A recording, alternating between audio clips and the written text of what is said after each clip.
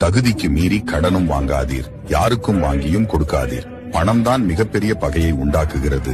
இன்றைய உலகம், உழைப்பவன் ஒதுக்கப்படுகிறான், நடிப்பவன் மதிக்கப்படுகிறான், ஏமாற்றுபவன் பாராட்டப்படுகிறான். பணமும் பதவியும் வந்தபின் மனிதனுக்கு வரும் முதல் வியாதி பார்வை குறைபாடு. தனக்கு உதவியவர்கள் யாரும் கண்ணுக்கு தெரிய மாட்டார்கள்.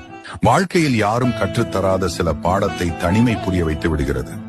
வாழ்க்கையில் யாரையும் நம்பி வாழாதே என்று சிந்தித்துக் கொண்டே இருப்பதனால் சிறந்து விளங்கிட முடியாது.